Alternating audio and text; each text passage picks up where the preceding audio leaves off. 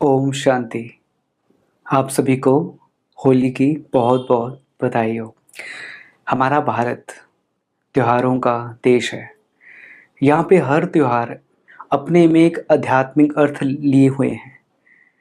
अगर हम इसके अर्थ को जानें तो हमें त्योहार मनाने का और भी आनंद मिलता है।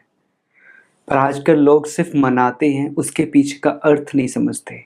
तो जैसे हमारा होली का त्योहार है, हम सबको पता है होली 2 दिन मनाई जाती है। पहले छोटी होली यानी जिसको होलिका दहन कहते हैं, और फिर अगले दिन रंगों की होली।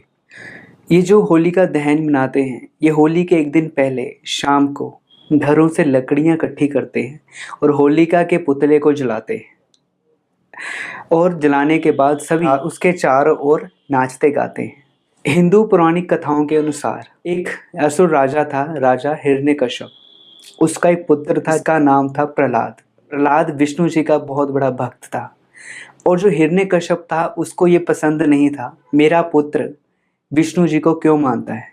और हिरण्यकश्यप अहंकार में इतना अंधा हो गया था, वो अपने पुत्र को मरवाने के लिए कुछ भी करने लग गया था। जैसे दिखाते हैं, तो हिरण्यकश्यप ने अपने बहन को कहा कि तुम प्रहलाद को अपनी गोदी में बिठाकर अग्नि पर बैठ जाओ, क्योंकि होलिका के पास एक ऐसा वस्त्र था जिसको अग्नि कुछ नहीं कर सकती थी। पर ऐसे ही होलिका प्रहलाद को गोदी में लेकर बैठी, उस वस्त्र ने प्रहलाद को ही चारों तरफ से ढक लिया और होलिका खुद जल गई। तो इसका एक बहुत अच्छा मीनिंग है कि हिरण्यकश्यप कौन? हिरण्यकश्यप यानी हमारे अंदर जो बुराइयां हैं, नेगेटिविटी है, हमारे अंदर विकार है, काम क्रोध लोभ मोह अहंकार, उसका सिंबॉलिक फॉर्म है। और प्रहलाद वो पवित्रता, आत्मसमर्पण और विश्वास का प्रतीक है, जिसको अपने परमात्मा पर पूरा अटूट विश्वास था। और जो अग्नि दिखाई गई है, अग्नि है परमात्मा से ज्ञान की शक्ति का सिंबल, उसकी लगन का सिंबल। कि जब हम परमात्मा के साथ जुड़ते हैं, उसको पहचानते हैं, तो हमारे अंदर इतनी शक्ति आ जाती है। कहा जाता है कि नॉलेज इज माइट। तो उसकी वजह से हमारे अंदर की जो बुराइयां हैं, नेगेटिविटी है, विकार है, वो ऑटोमेटिकली जलने लगते हैं। जलने इन द सेंस परिवर्तन होने लग जाते हैं। और अगले दिन होली मनाते हैं रंगों की। ये होली सिर्फ रंगों का त्योहार नहीं है। और कौन से रंग? ये जो हम रंग लगाते हैं ना अपने चेहरे पे एक दूसरे के, इसका मतलब क्या था? हमें जब अपनी पहचान मिलती है तो हम आत्माओं के जो सातों गुण हैं, ज्ञान, पवित्रता, शांति, सुख, प्रेम, आनंद, शक्ति, इन गुणों रूपी रंगों को रोज अपने अंदर धारण करते हैं। परमात्मा के दिए हुए ज्ञान के द्वारा हम इन गुण रूपी रंगों को रोज अपने ऊपर लगाते हैं और दूसरों को भी लगाते हैं। यानी जब अपने अंदर परिवर्तन होता है, तब हम दूसरों को भी उस गुणों से रंगते हैं। कहते हैं ना, जैसी संगत वैसी रंगत। और जो होली है वो शिवरात्रि के कुछ ही दिनों के बाद मनाई जाती है। क्यों? क्योंकि शिवरात्रि निराकार परमात्मा शिव के अवतरण का यादगार है। हर इंसान अज्ञान रूपी अंधकार में सोया हुआ था, तब निराकार परमात्मा शिव इस धरती पर आते हैं। वो ऐसा ज्ञान देते हैं, सभी का तीसरा नेत्र खोलते हैं, अपनी पहचान देते हैं।